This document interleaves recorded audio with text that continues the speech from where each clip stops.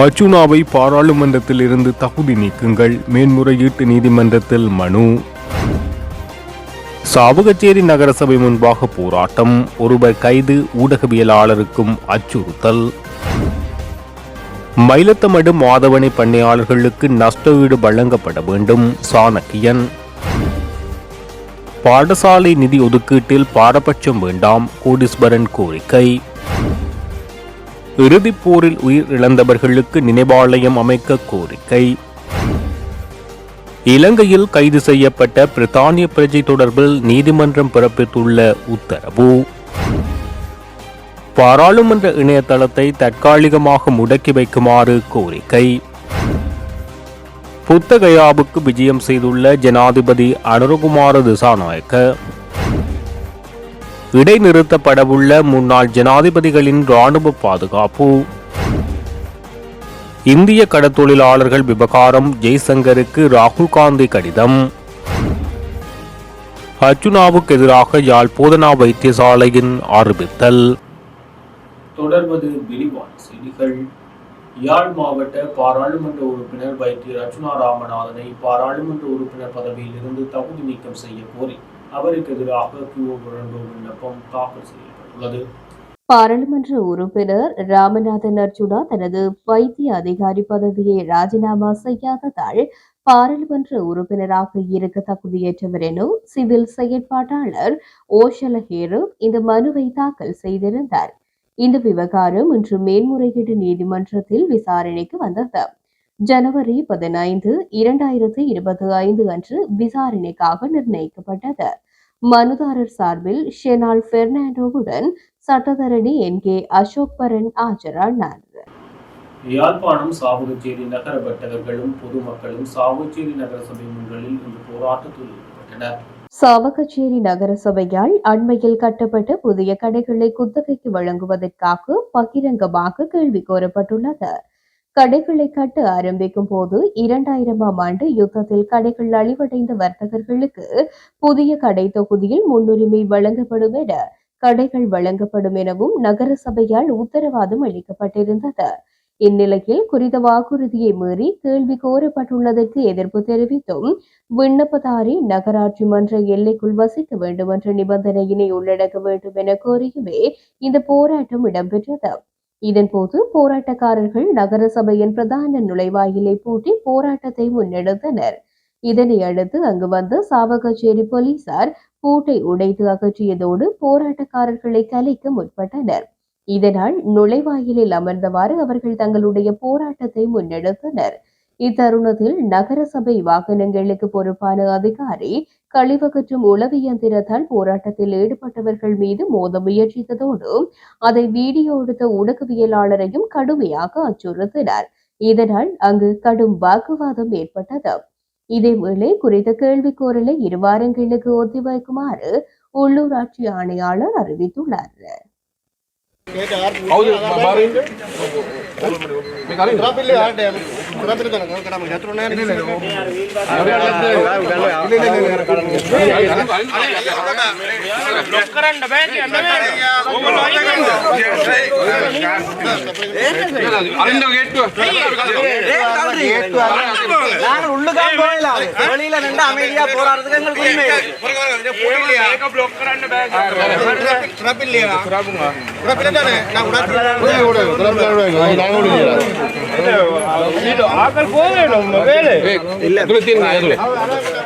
வேலைக்கு போறோம். இப்ப நாங்க வேலைக்கு அவைய போவிட்டா எங்கட பிரச்சனை தீராது.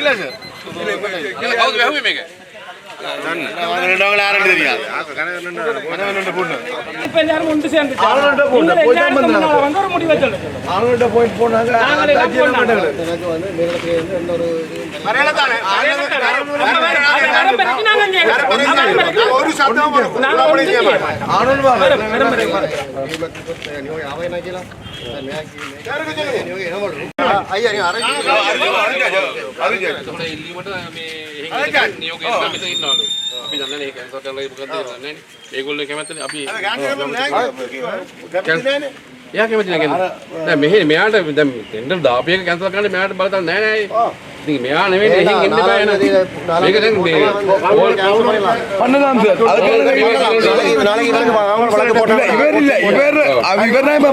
முரண்டு பிடிச்சு நிற்கிறார் அங்க ஏகதமாதி ஆயுதனை மட்டுமே விதானி ஆயுதத்தை கதா காண்பே உங்களுக்கு கேட்டு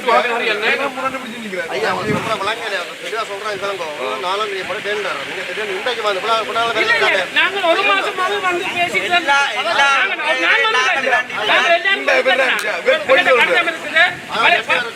பழைய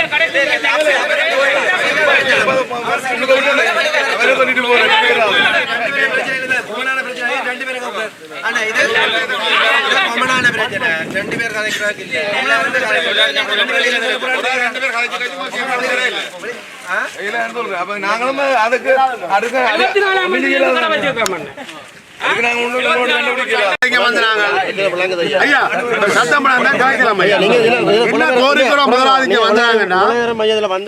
புதிதாக அமைக்கப்பட்டிருக்கிறோம். புது கட்டடம் எல்லாம் திருத்தஞ்சியப்பட்ட கட்டடம் மட்டும் மறக்கக்கூடாது. சரிதானே? அந்த கடைகள் சின்ன சின்ன கடையாக இருந்தால் திருத்தஞ்சியப்பட்ட கடைகளை டெட்டகோல் பண்ணி வைக்கிறோம். அந்த விஷயத்தில் ஒன்றைத்தான் நாங்கள் விஷயத்தை சொல்ல வரோம் என்னென்னா, இந்த அதாவது தென்மராட்சி பிரதேசத்துக்கு உட்பட்டதாக நாங்கள் நகர சபையை நாங்கள் தாண்டி தென்மராட்சி பிரதேசத்துக்கு உட்பட்டதாக இருக்கக்கூடிய நிரந்தர வசிக்கக்கூடிய இந்த கடையை கொடுக்க சொல்லி இந்த விண்ணப்பத்திலே அவருக்கு போட்டிருக்கணும். அதுதான் முதலாவது பிள்ளை. ஒரு ஆள் ஏன் நாங்கள் போயிட்டு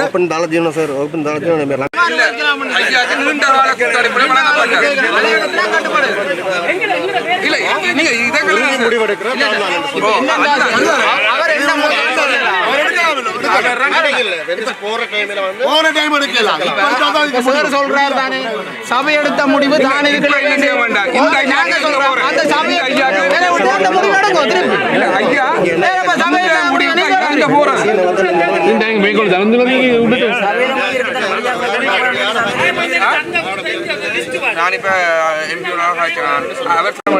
நானுமே பொதுமக்களாக இந்த இது வந்து ஐயாண்ட கடை இப்ப புனரமைக்கப்பட்டது ஐயாண்ட கடை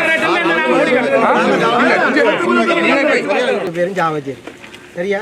ரெண்டாவது கடைக்கு 8 அப்ளிகேஷன் போயிருக்கு. 7 பேர் சாவகச்சேரி, ஒரு ஆள் கரவட்டி. மூன்றாவது கடைக்கு 8 அப்ளிகேஷன் கொடுத்துருக்குறோம். 7 பேர் சாவகச்சேரி, ஒரு ஆள் நல்லூர். நாலாவது கடைக்கு 4 அப்ளிகேஷன் கொடுத்துருக்குறோம். 3 பேர் சாவகச்சேரி, 1 மட்டும் ஆரியம்பதி. அஞ்சாவது கடைக்கு 10 அப்ளிகேஷன் கொடுத்துருக்குறோம். 8 சாவகச்சேரி, 2 பேர் 1 ஜெஃப்னா, ஒரு ஆள் சங்கான. ஆறாவது கடைக்கு 12 அப்ளிகேஷன், அதில் 11 பேர் சாவகச்சேரி, 1 மட்டும் ஆனக்கோட்டை.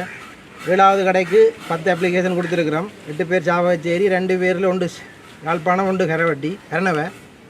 8வது கடைக்கு 12 அப்ளிகேஷன், அதில் 10 பேர் சாவகச்சேரி, 2 பேர் 1 சங்கானு, 1 கிளிநொச்சி. மேல் மாடியில் இருக்கிற கடைக்கு ஒரு தரம் போக எடுக்க இல்லை. பெரிய கடைக்கு 2 பேர் எடுத்திருக்கணும். நம்பர் 1க்கு ஒரு ஆள் யாழ்ப்பாணம், ஒரு ஆள் கிளிநொச்சி. 2வது நம்பர் கடைக்கு 2 பேர் எடுத்திருக்கிறோம். ஒரு ஆள் சாவகச்சேரி, ஒரு ஆள் யாழ்ப்பாணம். சரிதானே? இதில் மற்ற ஆக்களும் போடலாம். போடுறதுக்கு டைமும் இருக்குது. 1,20,00,000 மேலே போடுறேன். அதுக்கு சாவச்சேரி ஆக்கள் போடாட்டி போட்டும் எடுக்கலாம். இல்லை இல்லை இல்லை அப்படி நீங்கள் சாவச்சேரி போடாட்டிக்கு அந்த பழைய மீன் சந்தையில் கட்டப்பட்ட கடையில் 8 கடத்தோதி தனித்தனியாக கொடுக்கலாம். ஆனால் நீங்கள் அதை டண்டாக்கி 2 அங்கடியாக்கள் எடுக்கக்கூடாதுக்காக டண்டாக்கி நீங்கள் கொடுக்குறீங்க. சரி, இதோ ஒரு திட்டம் மட்டும் உங்கள் ஏதோ ஒரு தனிப்பட்ட தேவைக்காட்டி நீங்கள் அதை செய்கிறீங்க. சரி, அதை 8 ஆக்கி போடு. அங்க சந்தைக்குள்ள நீங்க சின்ன கடையை நீங்க 8 ஆக்கி கொடுக்குறீங்க. இங்க நீங்கள் அப்படி என்ன பர்பஸ்க்காண்டி அப்படி கொடுக்குறீங்க? பாருங்க, இந்த கடையின் டிசைன் வந்து சபை இருக்கைக்கே டிசைன் பண்ணி 2 கடையின் தீர்மானம் எல்லாம் சபை இருக்கைக்குள்ளே எடுத்தாச்சு. அந்த டிசைன் வேர்ல்ட் பேங்குக்கு எல்லாம் கொடுத்தாச்சு. நான் வந்து டிசைன் பண்ணல. 2 கடையின் டிசைன் சபை இருக்கும் போதே தீர்மானத்தில் இருந்தது. அந்த டிசைனை தான் நாங்கள் பிறகு செய்தது. சரிதானே? நான் ஒன்றும் புதுசாக டிசைன் பண்ணல. ஒரு நிமிஷம் சார், நாங்கள் வந்து இது சம்பந்தமாக கதைக்க வர இல்லை. நாங்கள் வந்து இப்போ பழைய காலத்தில் 74ஆம் ஆண்டுலேருந்து எங்களுக்கு 4 கடை இருந்தது. அதில் 2 கடை எங்கள் அப்பாண்ட பேரில் சொந்த பேரில் இருந்து, 2 கடை வெளியாக்கள பேரில் இருந்தது. எங்கட பழைய நாங்கள் 2004ஆம் ஆண்டு இடம்பெயர்ந்து யுத்தத்தால் பாதிக்கப்பட்ட அப்புறம் கடை கட்ட வரைக்கும் இந்த நகர சபையால் சொன்ன வசனம், உங்களுக்கு கடை கட்டினோன்னா முன்னுரிமை அடிப்படையில் உங்களுக்கு ஒரு நிமிஷம் நான் சொல்கிறத கேட்டுட்டு பேசுங்க. நாங்கள் அதைத்தான் கேட்க வந்தோம். நீங்கள் எத்தனை கடை கட்டினீங்க, யாரை கொடுத்துனீங்க, அதெல்லாம் கேட்க.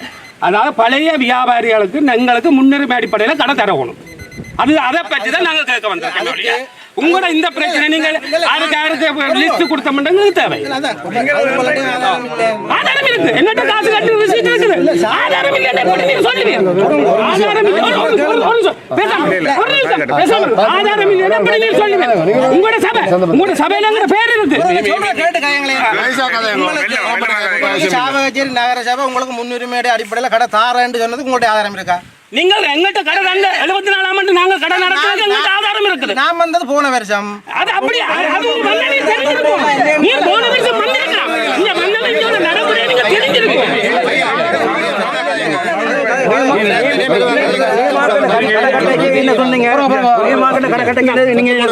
தொழில் இல்லாம இருக்கிறேன் பழைய ஆட்களுக்கு உங்களுக்கு தருவாங்க. முதல் பழைய ஆட்களுக்கு தந்து விட்டது. இப்ப நீங்க அப்படி என்ன டெண்டர்ல விடுறீங்க எங்களுக்கு இல்லாம அவள கத்தாக்கறல மட்ட பேக் இல்ல ஏகேனே மாமா நான் ஒரு நாளும் வேற தாரன்னு சொல்லல மடதை எங்க இடம் நந்தது நீங்க இடம் நந்தது நீங்க டெண்டர்ல මේක ඔයගොල්ලෝ ලියුමක් කම්ප්ලීට් කරලා දැන් ஒரு ஒரு ஆளா கதை ලියුමක් එකෙන් බලාපොරොත්තු වෙන්නේ දැන් මෙන්න සාකච්ඡාව දැන් දීලා තියෙන ඔයගොල්ලන්ට වැඩිපුර තියෙන කඩ මෙහෙන් සාකච්ඡාවට ගිහින් දෙලා දැන් බොරුවක් කරන්න එපා சார் சொல்றேன் சொன்னா கூடுதலான கடை வந்து சாட்சியாக எடுத்துக்கிறாங்க வெளி மாவட்டத்தில் யாரும் எடுக்கல நாங்கள் 25-30 வருஷமா கடை நடத்தி எங்களுக்கு முன்னுரிமை இல்லைன்னு தான் கேக்குறோம். 22 தற்காலிக கடை அடிச்சிருக்குது பழைய ஆக்களை கொடுத்துருக்கு மார்க்கெட்டுக்குள்ள அந்த 22 கடையும் 22 வருஷமா கிடக்குது இப்போ அதுக்கு அந்த கடைக்கு அவைக்க இப்போ கடை கொடுக்க போறீங்க நீங்கள் சும்மா யாரும் அதுகளுக்கு சொல்லித்தன கொடுங்க யாரும் அதுக்கு வியாபாரம் செய்யாங்க கடை அந்த கடைகளுக்கு சொல்லித்தன வச்சுட்டு கால் பண்ணுவோம் நாங்கள் பார்ப்போம் நாங்கள் மேச்சத்தரை விவகாரம் தொடர்பில் பேசி முடிவினை எட்டும் வரை பாதிக்கப்பட்ட பண்ணையாளர்களுக்கு நஷ்டஈடு வழங்கப்பட வேண்டும் என மட்டக்களப்பு மாவட்ட பாராளுமன்ற உறுப்பினர் சாணக்கியன் இந்த சபையில் தெரிவித்துள்ளார். அரசு அதிகாரிகள் மிக இலகுவாக இது ஃபாரஸ்டோட சம்பந்தப்பட்டது இல்லைண்டா ஃபாரஸ்ட் சொல்வார்கள் இது மகாவலியோட சம்பந்தப்பட்டது இல்லாட்டி ஃபாரஸ்டும் மகாவலியும் 2 பேரும் இணைந்து சொல்வார்கள் இது பிரதேச செயலகம் இல்லாட்டி இது அரச நிலம் என்று. ஆனால் இந்த மயிலத்தமடுவை ஒரு உதாரணமாக எடுத்தால் மயிலத்தமடு இருக்கிற பிரதேசத்தில் 26,000 ஏக்கர் நிலம் அந்த பிரதேசத்தில் இருக்கு. எத்தனையோ ஆண்டுகளாக வந்து பெரும்போக செயல் ஆரம்பிக்கும் பொழுது எங்களுடைய கால்நடைகளை இந்த மேச்சத்தரைக்கு கொண்டு போக சொல்லி விவசாய ஆரம்ப கூட்டத்திலே சொல்லப்பட்டிருக்கு. அந்த வகையிலே இந்த நிலங்களை ஒரு மேச்சத்தரையாக வர்த்தமானி மூலம் அறிவிக்கிறதுக்கு கடந்த அரசாங்கத்துடைய காலப்பகுதியிலே சில விடயங்களை நாங்கள் முன்னெடுத்து வந்தோம். அந்த நேரத்திலே 3000 ஏக்கர் அரசாங்கம் அதை வர்த்தமானி மூலம் அறிவிக்கிறதுக்காக சொல்லியிருந்தார்கள். நாங்கள் மயிலத்தமடுவிலே மட்டும் 6000 ஏக்கர் வேணும் என்று சொல்லியிருந்தாங்க. அப்ப என்னுடைய முதலாவது கேள்வி, நாங்கள் இந்த விடயம் சம்பந்தமாக முதலாவது ஸ்டெப்லே இருந்து மீண்டும் நாங்கள் ප්‍රශ්නේ තමයි යහන්නේ. මොකද ප්‍රශ්නේ බැරෑරුම් ප්‍රශ්නයක් මුළු ප්‍රශ්නේ කිව්වේ නැත්නම් නිකන් ප්‍රශ්නේ අහලා වැඩක් නැහැ කතානායකතුමා. அந்த வகையிலே இது இந்த இருந்து ஆரம்பிக்க போறோமா இல்லை என்று சொன்னால் கடந்த அரசாங்கம் அந்த முன்னெடுத்து வந்த செயல்பாடுகளை அதிலே இருந்து நாங்கள் தொடர போறோமான்றதான் முதலாவது கேள்வி.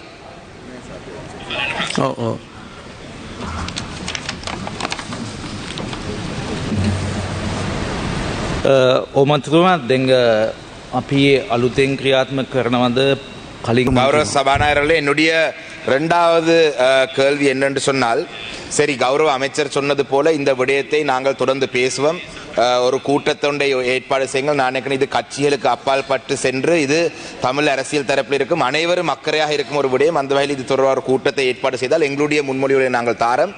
ஆனால் அதுவரைக்கும் அந்த காலப்பகுதி வரைக்கும் நஷ்டஈடு வழங்குவது கம்பன்சேஷன் இந்த நஷ்டஈடு வழங்குவது தொடர்பாக இதிலே அத்துமீறி சட்டவிரோதமாக அந்த இடத்திலே குடியேறியிருந்த பெரும்பான்மை சமூகத்தை சேர்ந்த தரப்பினால் எத்தனையோ 280க்கு அதிகமான கால்நடைகள் கொல்லப்பட்டனர். நாங்கள் அந்த இடத்திலே நான் ஒரு வழக்காளியாக நீதிமன்றம் சென்று ஒரு வழக்கு தாக்கல் செய்து அதிலே 13 பேரை அகற்றுமாறு ஒரு நீதிமன்றம் ஒரு உத்தரவை தந்து அந்த உத்தரவை கூட அரசாங்கம் நடைமுறைப்படுத்தவில்லை. இன்று வரைக்கும் அதிலே 7 பேர் அந்த உள்ளுக்குள்ளே இருக்கிறார்கள். இவர்களால் கொல்லப்பட்ட இந்த பசுக்களுக்கு கடந்த காலத்திலே நஷ்டஈடு வழங்குவதாக முன்னாள் ஜனாதிபதி ரணில் விக்ரமசிங்க அவர்கள் சொல்லியிருந்தார். ஆனால் அந்த நஷ்டஈடு வழங்குவதற்கு அவங்களுடைய பட்டியலை அனுப்பியும் அந்த நஷ்டஈடு வழங்கவில்லை. அது மட்டும் இல்லாமல் கெவிலியாமடு என்ற பிரதேசத்திலே ஒரு அடாவடித்தனமான ஒரு பிக்கு அந்த இடத்திலே இருந்து அந்த ஃபாரஸ்ட் யானவேலிக்கு உள்பட்ட பிரதேசத்திலே அவங்கள் பயிர் செய்து கொண்டு அந்த பயிரை பெரும்பான்மை சமூகத்தை சேர்ந்தவர்கள் அந்த பயிரை செய்வதற்கு வழங்கி அந்த இடத்துக்கு செல்லும் கால்நடைகளை அடைத்து அந்த கால்நடைகளை சித்திரவதை செய்து வித்து பல குழப்பங்களை ஏற்பாடு செய்கிறார். அதே போல இந்த விவசாயத்திலே ஈடுபடுறவர்களுக்கு இந்த நஷ்டஈடு வழங்கும் பொழுது அதோட சேர்த்து வெள்ளத்தால் பாதிக்கப்பட்டவர்களுக்கும் இதை சேர்த்து நஷ்டஈடு வழங்கக்கூடிய ஒரு ஏற்பாடு இருக்கா என்றால் வெள்ளத்தால் பாதிக்கப்பட்டவர்களுக்கு பதிவு செய்யறதுக்கு டிசம்பர் மாதம் 1ஆம் தேதியிலிருந்து 10ஆம் தேதி வரைக்கும் தான் கால அவகாசம் கொடுத்திருக்கு பெரும்போச்சையிலே வெள்ளத்தால் பாதிக்கப்பட்டவர். அந்த வகையிலே இந்த விவசாயிகளுக்கு நஷ்டஈடு வழங்குவதற்கு ஏதாவது ஏற்பாடுகள் இருக்கான்றதான் என்னுடைய இரண்டாவது கேள்வி.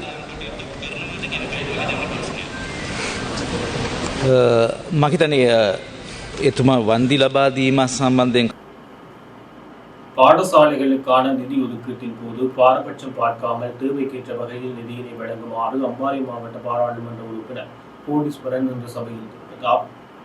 நிதி ஒதுக்கீடு என்பது கட்டாயமாக செய்யப்பட வேண்டியது ஒன்றாக இருக்கின்றது. அந்த பாடசாலைகளுக்கான நிதி ஒதுக்கீடு பாரபட்சமின்றி ஒதுக்கப்பட வேண்டிய கடமைப்பாடு இருக்கின்றது. ஏனென்றால் கடந்த காலங்களிலே இந்த அதிகஷ்டமான பிரதேசங்களுள்ள பாடசாலைகளுக்கு ஒதுக்கப்பட்ட நிதியானது மிக குறைவாக காணப்பட்டதாக இருந்தது.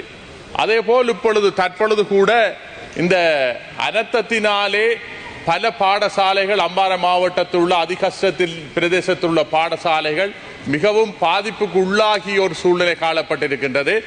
அந்த பாடசாலைகளுக்கு செல்வதற்கான வீதிகள் கூட உடைந்த நிலையிலே செல்கின்றது. அதனால் மாணவர்கள் அந்த பாடசாலைகளுக்கு செல்வதிலே மிக சிரமம் ஏற்படுகின்ற ஒரு துர்ப்பாக்கிய நிலை ஏற்பட்டிருக்கின்றது. அது மட்டுமல்ல, அந்த பாடசாலைகளுக்கு செல்வதற்கான போக்குவரத்து வசதிகள் கூட இல்லாத ஒரு நிலை காணப்பட்டிருக்கின்றது. மாணவர்கள் தங்களது கல்வியை கற்றுக்கொள்வதற்காக போக்குவரத்து சபையின் ஊடாக அந்த பாடசாலைகளுக்கு செல்ல வேண்டும். ஆனால் போக்குவரத்து சபை அந்த நிறுவனமானது தகுந்த நேரத்திலே தகுந்த இடத்திலே அந்த பஸ்களை அனுப்பாமல் விட்டிருப்பது உண்மையாக கவலைக்குரியதும் வேதனைக்குரியமான விடயமாக இருக்கின்றது. குறிப்பாக அம்பாறை மாவட்டத்தில் உள்ள அளிக்கம்பை பிரதேசத்தில் உள்ள பாடசாலை இது மிகவும் கஷ்டமான ஒரு நிலையிலே இருக்கின்ற பாடசாலை. அந்த பாடசாலைகளுக்கு செல்வதற்கான வீதிகள் கூட இன்று உடைந்த நிலையிலே இருக்கின்றது. அதேபோல் மணச்சேனையில் இருக்கின்ற கஷ்ட பிரதேசத்தில் உள்ள பாடசாலை, அதேபோல் தங்கவேலாயுரத்தில் உள்ள பாடசாலை, இந்த பாடசாலைகளுக்கான செல்லுகின்ற வீதியானது மிகவும் உடைந்த நிலையிலே இருக்கின்றது. யாரும் பயணிக்க முடியாத ஒரு நிலை இருக்கின்றது.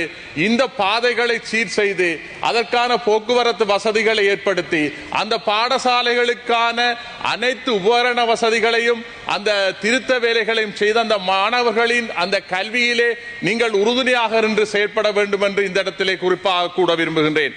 அது மட்டுமல்ல, நீங்கள் பாடசாலைகளுக்கான உபகரணம் வழங்குகின்ற பொழுது, சீருடை வழங்குகின்ற பொழுது ஒரு பாரபட்சம் காட்டாமல் வேண்டுகோள் விடுக்கின்ற அனைத்து மாணவர்களுக்கும் அந்த சீருடையை அந்த பாடசாலை உபகரணங்களை நீங்கள் வழங்க வேண்டும் என்று நாங்கள் இந்த இடத்திலே தயவாய் கேட்டுக்கொள்கின்றேன்.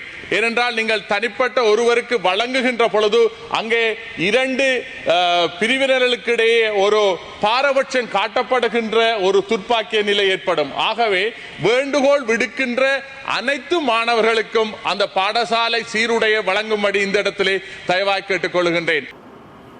உயிரிழந்த மக்களை நினைவு கூறும் வகையில் முள்ளிவாய்க்கால் நினைவு முற்றத்தில் நினைவாலயம் ஒன்று உருவாக்கப்பட்டு அவர்களுடைய பெயர்கள் பொறிக்கப்பட வேண்டும் எனவும் இங்கு இனவாதம் பேசப்படாமல் இந்த நடவடிக்கை இடம்பெற வேண்டும் என பாராளுமன்ற உறுப்பினர் திரு ராசா ரவிகரன் சபையில் தெரிவித்தார்.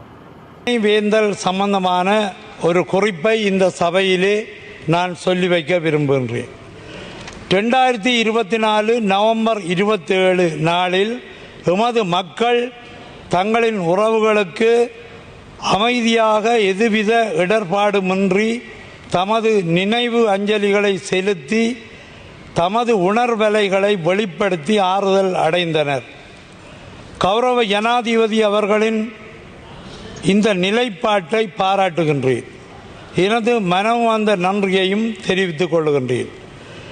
இலங்கை தீவில் காலங்காலமாக தொடர் இன அழிப்புக்கு உள்ளாக்கப்பட்டு வரும் தமிழர்கள் 2009 நடந்த இறுதிப் போரில் வார்த்தைகளில் வடிக்க முடியாத துன்பத்தை அனுபவித்து இன அழிப்புக்கு உள்ளாக்கப்பட்டனர். இறுதிப் போரின் பலிகள் இன்னும் ஆறாத நிலையில் அப்போரில் தமது உறவுகளை இழந்த ஏராளமான மக்கள் இன்னும் தம் உணர்வுகளுடன் நடைப்பணங்களாக வாழ்ந்து வருகின்றனர்.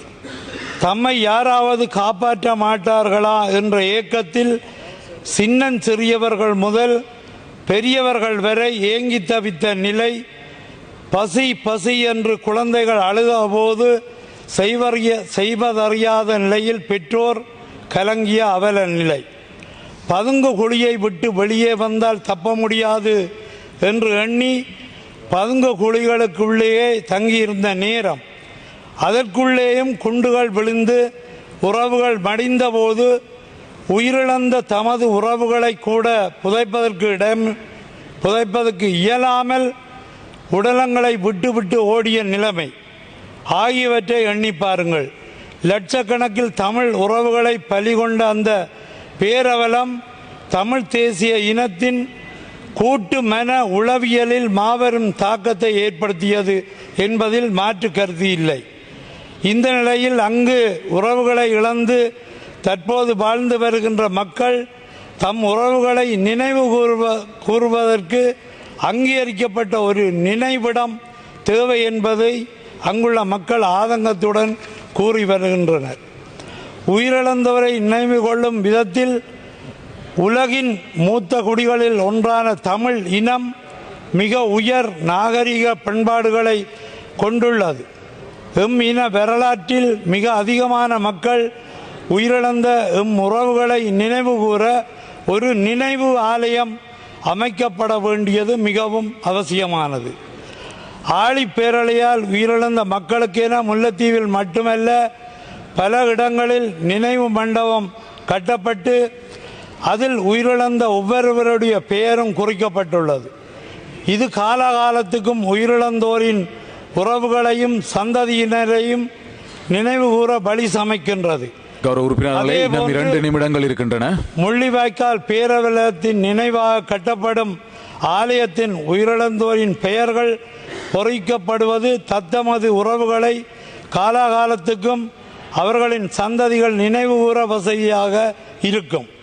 எம் இனத்தின் பண்பாட்டையும் பிரதிபலிப்பதாக அமையும். தேசிய அவலத்தின் சாட்சியாக நினைவு ஆலயம் முள்ளிவாய்க்காலில் மே 18 நினைவு கூறும் இடத்தில் அமைக்கப்பட வேண்டும். இறந்தவர்களை நாம் அடக்கம் செய்யும் போது கல்லறைகளை அதன் மேல் அமைக்கின்றோம்.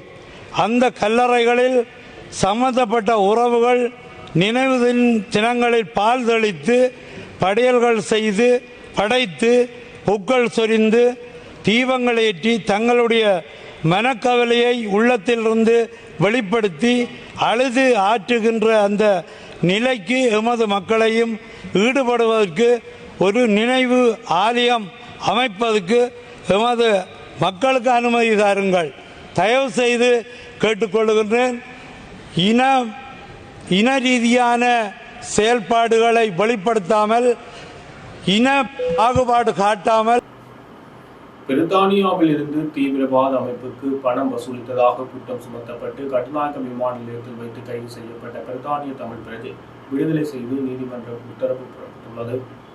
குறித்த வழக்கு இன்று கொழும்பு நீதவான் நீதிமன்றில் விசாரணைக்கு எடுத்துக்கொண்ட போது இந்த உத்தரவு பிறப்பிக்கப்பட்டுள்ளது.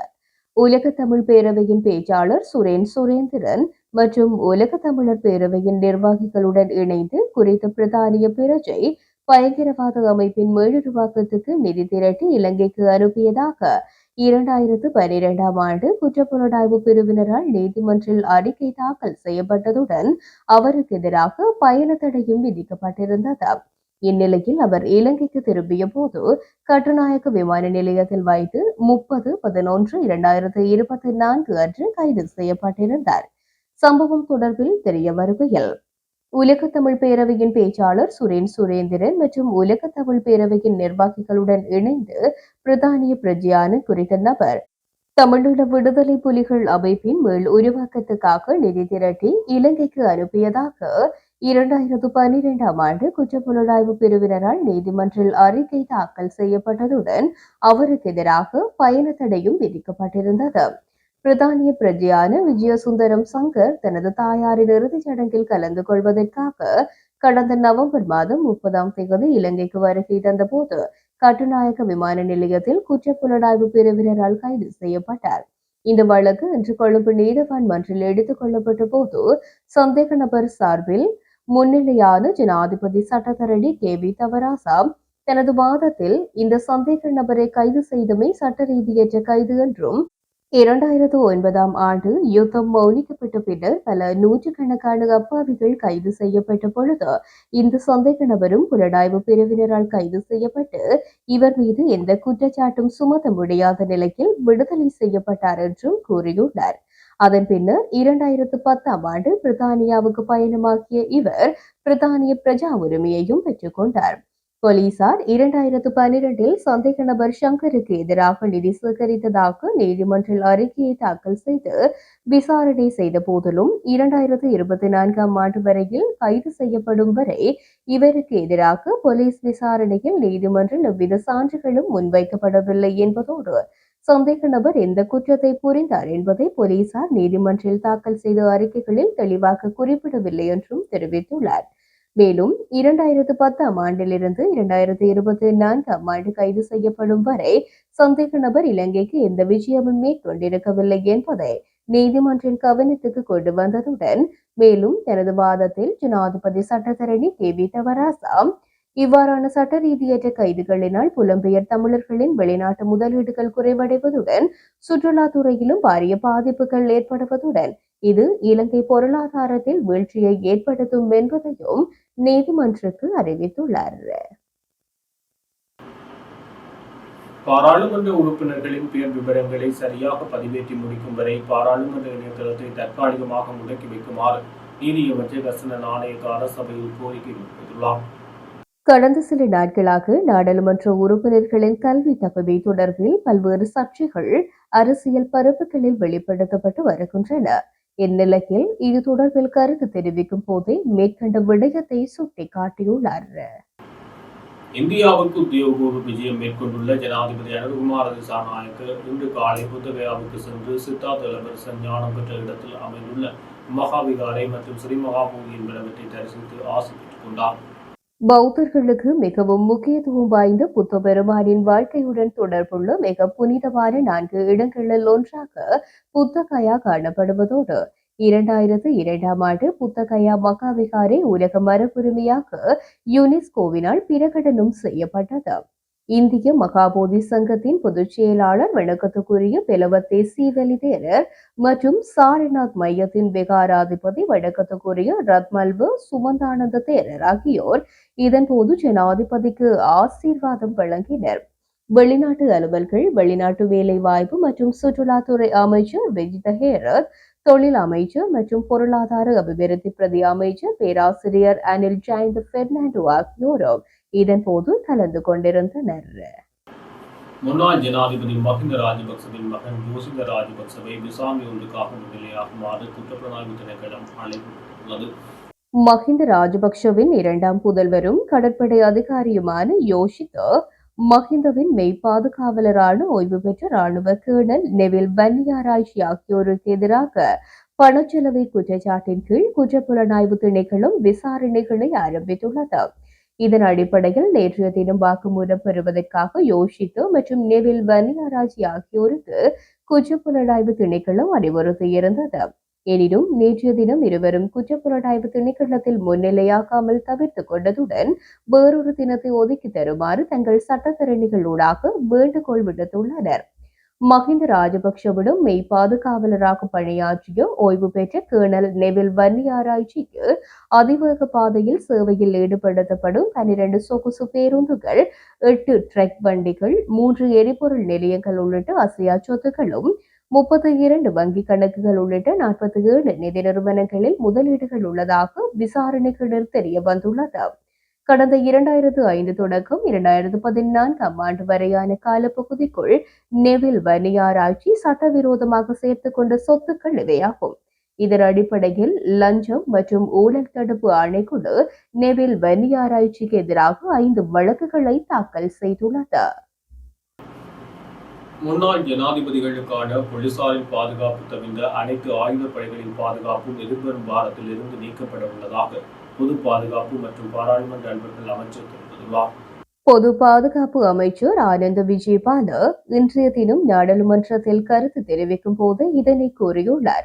6 மாதங்களுக்கு ஒருமுறை மேற்கொள்ளப்படும் பாதுகாப்பு மதிப்பீட்டின் பின்னர் உரிய பாதுகாப்பு வழங்கப்படும் எனவும் அவர் இதன்போது சுட்டிக்காட்டியுள்ளார்.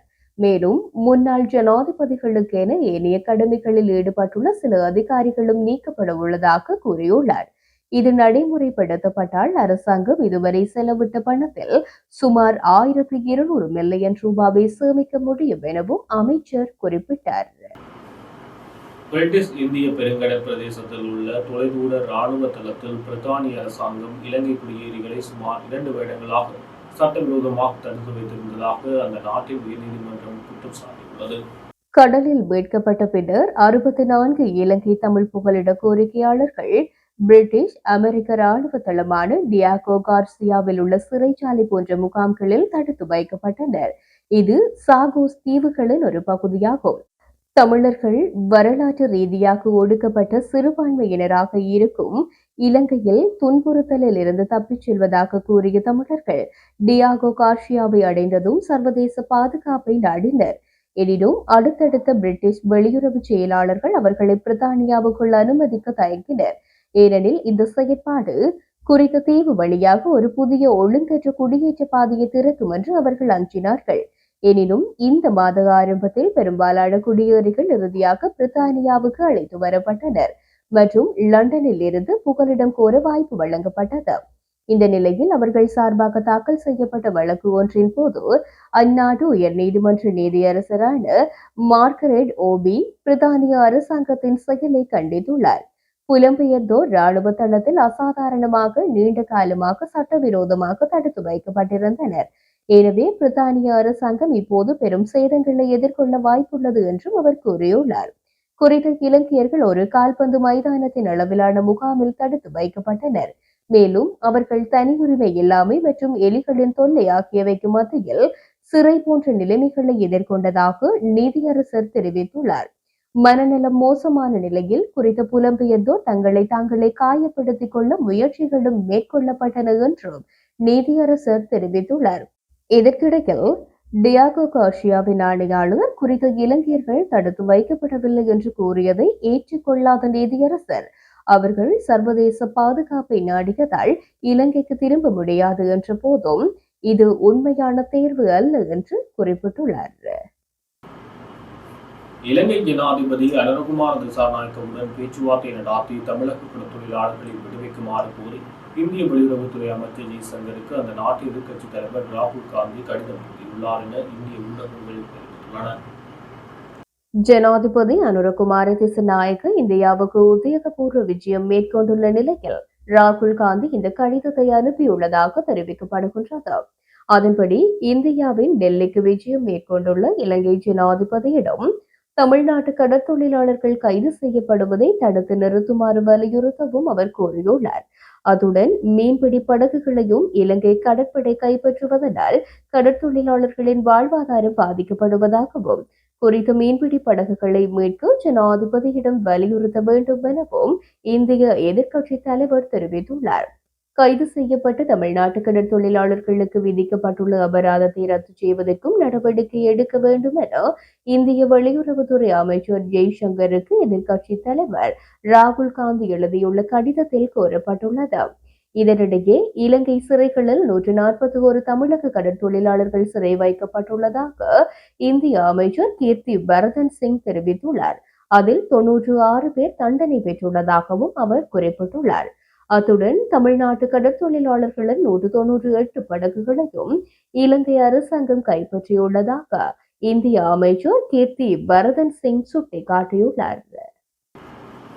யாழ் போதனா வைத்தியசாலையில் நோயாளர் என்ற ரீதியில் மாத்திரமே எம்பி அர்ச்சுனா உள்ளே அனுமதிக்கப்படுவார் எனவும் வேறு எந்த காரணத்துக்காகவும் அவர் உள்நுழைய முடியாது என வைத்தியசாலையின் பணிப்பாளர் அலுவலகம் பாராளுமன்ற உறுப்பினர் அர்ச்சுனாவுக்கு அறிவித்துள்ளது. அர்ஜுனாவுக்கு எதிராக தாக்கல் செய்யப்பட்ட வழக்கில் நேற்றைய தினம் யாழ் நீதவான் நீதிமன்றத்தினால் 1 லட்சம் ரூபாய் பெறுமதியான சரீர பிணை வழங்கப்பட்டுள்ளது. அத்துடன் குறித்த வழக்கு அடுத்த வருடம் பிப்ரவரி 7ஆம் தேதி வரை ஒத்திவைக்கப்பட்டுள்ளது. இதேவேளை யாழ்ப்பாணம் போதனா வைத்தியசாலைக்கு அர்ச்சுனா செல்ல வேண்டும் எனில் வைத்தியசாலை நிர்வாகத்திடம் அவர் முன் அனுமதி பெற வேண்டும் எனவும் நீதிமன்றம் தெரிவித்துள்ளது. இந்த உத்தரவுக்கு இணங்க வைத்தியசாலை நிர்வாகம் நோயாளியாக தவிர வேறு எந்த நோக்கத்துக்காகவும் வைத்தியசாலை வளாகத்துக்குள் அவர் நுழைய அனுமதிக்கப்பட மாட்டாது என்று எம்பியிடம் தெரிவித்துள்ளது. மேலும் உரிய அனுமதியின்றி உள்ளே செல்ல முற்பட்டால் யாழ் காவல்துறையிடம் நாடாளுமன்ற உறுப்பினர் அர்ச்சுனாவை ஒப்படைக்குமாறு வைத்தியசாலை தனது பாதுகாப்பு அதிகாரிகளுக்கு பணிப்புரை விடுத்துள்ளது. அவ்வாறான சந்தர்ப்பத்தில் பலவந்தப்படுத்தல் அல்லது துன்புறுத்தலில் ஈடுபடாமல் நிலைமையை கையாளுமாறும் பாதுகாப்பு அதிகாரிகளுக்கு உத்தரவிடப்பட்டுள்ளது.